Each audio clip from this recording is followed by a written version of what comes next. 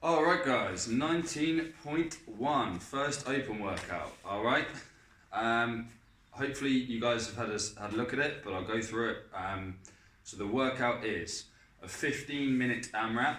Okay, so as many rounds and reps as possible in 15 minutes of 19 wall balls. Okay, normal heights apply to that. So you've got 20-pound ball to a 10-foot target for guys, 14-pound ball to a 9-foot target for girls. Okay, that 40 those weights equate to 9 kilos and 6 kilos, and then you've got some different weights for scaled. Okay, make sure you know that the height. Make sure if you're a master that you know your age category, because there's some little differences there. So like some of them will be like a 20-pound ball to the women's target, things like that. Yeah, so first things first to note on this, guys, it's a great little engine test. We've done a lot of cardio in class, but it's a tall people workout, okay? The tall athletes, you guys are going to crush this if you pace it appropriately.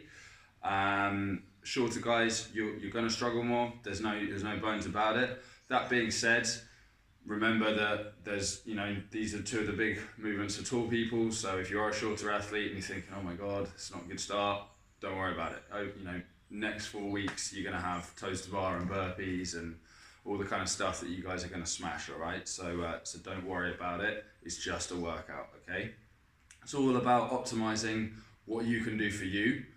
If you're 5'2", you're not going to be able to pull the same calories as someone who's 6 foot. So don't even worry. Don't even worry about what they're pulling. Okay, don't concern yourself with it. You've got to think about what you can sustain when you're doing this workout. All right. So the first thing we're going to look at is going to be the wall balls. All right. really, the first thing I'm going to say about wall balls, we always go on about it in class as coaches, is your squat depth. Okay. Some people struggle with that. If you do have coaches kind of saying to you like get a little bit lower, you've got to watch that today. Okay. It's not the judge's fault. The standard is your hip crease below the knee. Okay, so we can see that going just below the knee each time there. All right. It's your job to make sure that happens. Okay. So when you're warming up, stretch your hips out. Okay. We want to do things like pigeon pose. Okay, where we bring that leg across, stretch out that glute, and that lets that hip open up. Okay. Quads, couch stretch on the wall where we've got the knee up there, and then we're bringing through here. Okay. I can't remember what this one's called. I used to call it like lizard stretch or Spider-Man stretch with the knees driving out. Spend some time in there. Get those hips moving. It's really, really important that you hit that. Okay, you might be the best wall baller in the world, but if your squats are high, it's a no rep, and that's not the judge's fault, and you can't be upset with them. Okay, it's down to you to sort that out for yourself. Okay, especially guys who are on the RX. If you're in the scaled and if you have a mobility restriction, okay, there's going to be some more leeway on that. We're not going to force you in a position your body can't go into. But if you're in the RX, you have to be hitting that. Okay, there is no negotiation on that. Cool. So we've got squat depth. Next thing I'll be thinking about, to make sure your wall balls are comfortable, you've really got to make sure that you're in a good position. Okay. So the big thing that people will struggle with is they'll chuck the ball up and it'll either start scooting over their head or it'll come down ahead of them and they have to reach out to it, okay? I've found that in this room, there's a line made by the mats, is a pretty good target for most people to be in front of.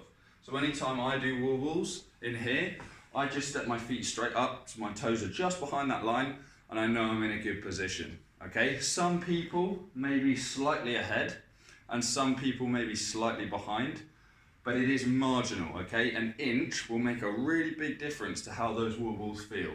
Okay, so if you are out of position a bit, just shimmy the feet. Don't take a big step because it's not going to be much. It's just a little positional thing. Okay, so check that line and each time just step up into that. All right, really important on these wall balls, guys, breathe. Okay, so it's a squat pattern. So if you struggle with your squat pattern, one, you might need to break these up more than normal or more than other people might. Even if you're pretty good at conditioning, if you don't, some people just don't like squats. I'm not one of that. I quite enjoy the squat pattern. But if your hips don't really like it, if you just struggle with it, one, make sure you find a good foot stance, and two, you might need to break them up a bit. Don't hold your breath through that movement, okay? It's really, really important when you go through it. It needs to stay relatively relaxed, okay? When you're going through those reps, guys, as well, we want to think about arms. So a lot of the time, a lot of people will leave the arms up over the head. It's going to start to burn your delts out after a while, okay? So I'm just going to show you a few reps, and I want you to watch my arms when I do them. So I've found my foot position, I've found my position here. First one goes straight up.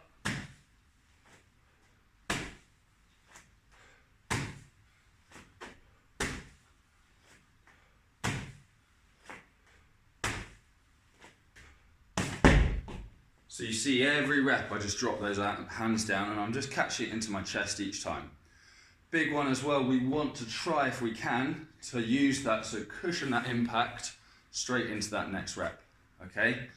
If you find that you have to stop, it generally indicates that you should be taking a rest at that point, okay? If you're finding that, yeah, that ball jars into you and you're just like, oh my God, I'm exhausted, just put it down, just drop it. That's probably an indication you need to drop. Okay, sometimes you'll be out of rhythm and you need to just suck it up, grab the ball, get your feet again and go into the next rep. But have a think about it, whether you actually need that point, okay? Breaks. So, my advice is going to be for everybody to break this up, okay, the wall balls. I'm going to be doing this as well, almost certainly. I'm going to be breaking, for me personally, I'm quite good at the squat position. I've got quite strong legs and my cardio is pretty good now that I've spent a lot of time working on it. So I'm going to be breaking those reps up in half. So I'm going to be going 10 and 9. All right. For a lot of people, if you're really good at wall balls and you're taller and you're a sort of heavier athlete, that might be a strategy for you. If we're not amazing at them, we might want to go 7, 6, 6. And if we really struggle with, if they're real problem movement, okay, and if we find longer workouts tough as well, we might be a shorter athlete as well, then 5, 5, 5 and 4, okay? Newer guys as well, if you've not been doing CrossFit that long, you know, you're sort of sub 6 months, then that's a good strategy as well to keep yourself just chugging through. Now when we take that rest, it doesn't want to be too long, okay? We want to think somewhere between sort of 5 to 10 seconds, all right?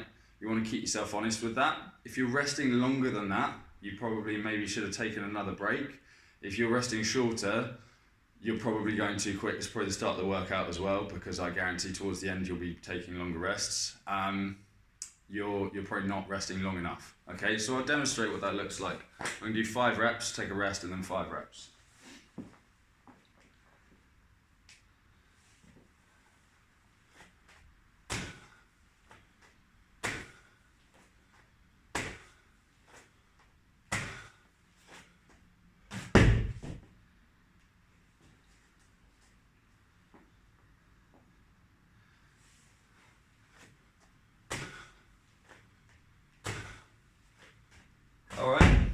So at the start of the workout, that feels long, okay? And actually, you know, I might well take some slightly longer rest than that one. But at the start of the workout, that feels long. It really, really isn't. You need to be disciplined with that. I know there'll be some people who ignore that advice and they will go unbroken. I'd be willing to wager money with people that they won't go unbroken for the entirety of this workout, okay? There might be a couple of people who are really, really engine-based. Cool guys, so that covers your wall balls, so the row, okay? The first thing to think about the row is your foot position, making sure that the footstools are not too short for you. And the biggest thing with the row, one of the first things, is going to be your transition, okay? So you don't want to spend loads of time walking to your row. We've set the rowers up so that they're in position for your wall balls, so you're next to them anyway. You need to slot your feet straight in, and really, you don't want to strap them in. You want to just slot, and start pulling, okay? The quicker you get that machine moving, okay, the better. It's just getting those calories on there. It allows you to kind of smooth your pace out more, and that's what we're looking for, is kind of like near continuous work with a few little tactical breaks in there, okay? So literally what you want to think is, you do that wall ball, and you just slot straight in. So I'm just going to demo that for you. Row will be switched on. Cool. So I'm going to do a couple of wall balls. Lovely. 18, 19 ball drops, foot, handle.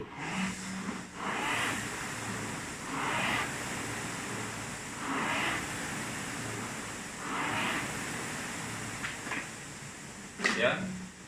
So I'm really not wasting any time. I'm just going to let that ball drop. I'm going to go hook, grab the handle as soon as I can. I might even get a stroke in when there's only 1 foot in.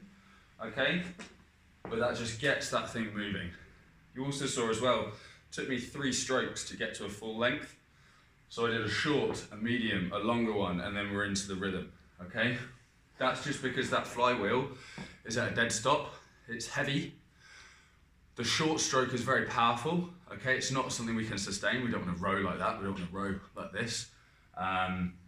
It's not going to be useful for us, but for the start, it just gets that wheel spinning up, okay, as quickly as possible. So you've got quick transition there. The rower pace.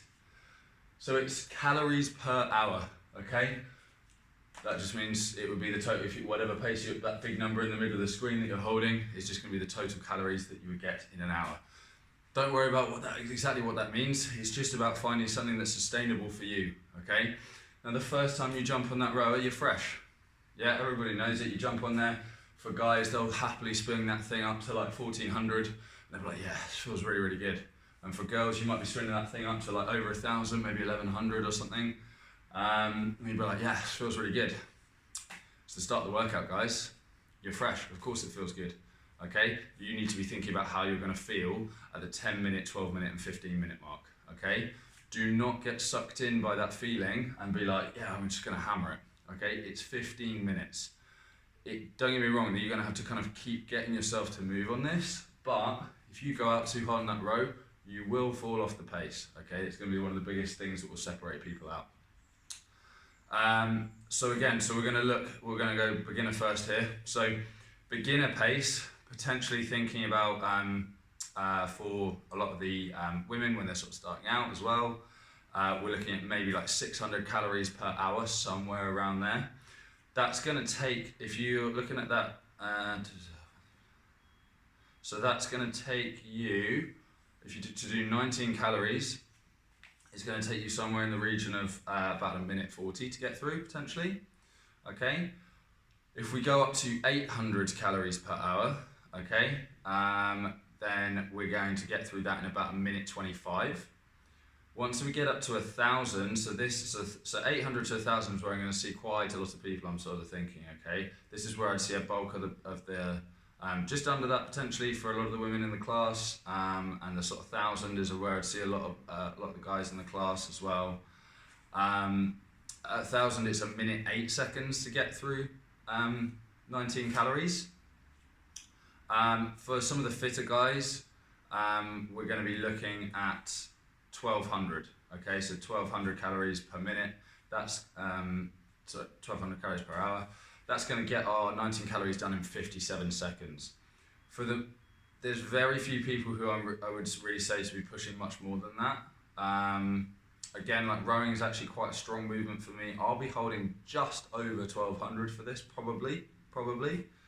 But I know that I know that I can sustain that for a long period of time. Like I can hold 1,200 calories for sort of nearly 20 minutes continuous. Okay, so I know that if I push just a little bit more than that, I should be kind of okay.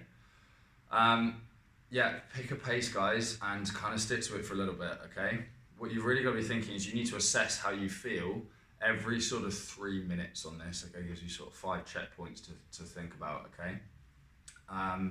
So at the 3 minute mark, you should be feeling warm, you're moving, you're settling into your rhythm.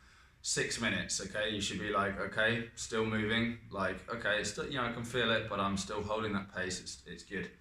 Once we get up to 9 minutes, then things start to feel uncomfortable. Okay, you know you're in that workout now, but you can still keep going. You know at that point you're over halfway, all right? Once you get to 12 minutes, it's hard. All right, and that's the point where it really becomes kind of like a mental battle of like, can I keep myself moving on this? Can I keep it going?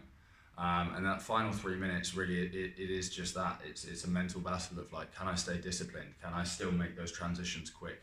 Can I just get on that rower and just start moving it? All right. With 1.5 minutes to 2 minutes to go, is when you can start to increase pace, hopefully. for the guys who are fitter and more used to these kind of tests. And with a sort of minute to go, just under, that's when you're going to kind of let rip, and it's about just hurting as much as possible. Okay, it's just like go hard. You might, unbroken wall ball sets, shortening up that stroke on the rower, things like that to kind of really push through.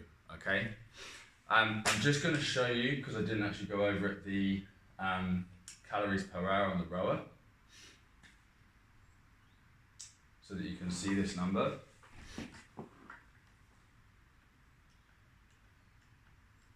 A couple of strokes.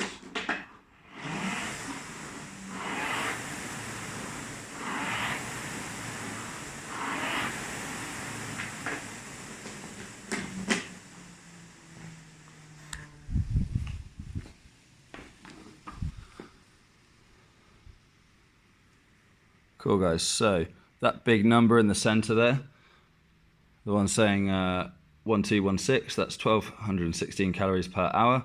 Okay, that is the pacing number that you need to be thinking about that I was talking about earlier. All right, that's really important to be watching. That will change every stroke. You're not going to hold it exactly on 1200.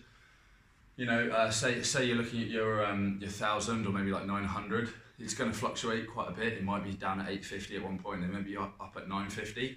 Try and keep it in that sort of 100 calorie range, and you're kind of pretty golden. Okay, don't get too worried about it. Final things to note, don't race back in on the rower. Okay, so you see when I did my strokes earlier, run back to it if you didn't notice it. Hard out, steady on the way in. Hard out, steady on the way in. Okay, and we want to be thinking on that rower that we are driving with the legs, but it's a pull movement. Okay, the legs are getting used loads in the wall ball, so we want to use the back when we do this movement. All right, we want to think I'm here and I'm forward. I stay over, and then at the end I lean back a little bit. Okay, forward and back, forward and back, and the arms just finish it off. Okay, if we start yanking in with the arms too soon, you're just going to find your biceps blow up, and that's really going to slow you down, because your arms are never as strong as your legs. Okay, no matter how many bicep curls you do, I promise you. All right, you beach bros. Final things then are going to be judges. Are you going to reset your rower for you? So they're just going to press menu back, just row, so you're back on 0 on the calories. And on the wall balls, just drop your wall ball. Again, your judge can recenter your ball for you, so it's straight under the target, so you haven't got to worry about those things. You can just get on with the workout, okay? Guys, it's a great little test. I expect going to be some really cool scores on this. It's not particularly high skill, but focusing on some of those pointers is going to make a really big difference. Knowing your pace and not going out too hard I can't stress enough like how important that is, and keeping some of those breaks in on the wall balls. Remember, if you break the wall balls a bit more at the start, if it's still feeling easy at 7.5 to 8 minutes, start to do bigger sets. If you were doing 5s at the start and you're like, actually this feels quite easy, go into the 7-6-6. If you're doing the same thing, for me, I'm going to do the 10 and the 9, but I might, if I find that I'm like, actually I think I've got a bit more on the tank, I might go into doing 19 unbroken, but I'm going to bring my rower pace down a little bit when I do that. Guys, it's just a workout, okay? So I want you to attack it, I want you to have fun, I want you to leave it all on the floor. No shouting at judges, okay? It's a bit of a thankless task being a judge, all right? Much as everybody loves to think that I love to no rep people, I just got high standards, mainly because we do things like the open and the standards are absolute. It's a rep or it's a no rep. I don't actually enjoy no repping you guys, I promise you, apart from maybe Nico. So don't be mean to your judge. Judges are going to explain to you if they might all say like, get lower in that squat, do it, all right? Make it happen. Don't get upset about it, all right? You may get a couple of no reps in there. I've had no reps in the open. Every open I've ever done, I've had a couple of no reps on various different movements. Handstand push-ups is a bad one for me. Suck it up and just get on with the workout, all right? Guys, enjoy it, have fun, smash it, all right?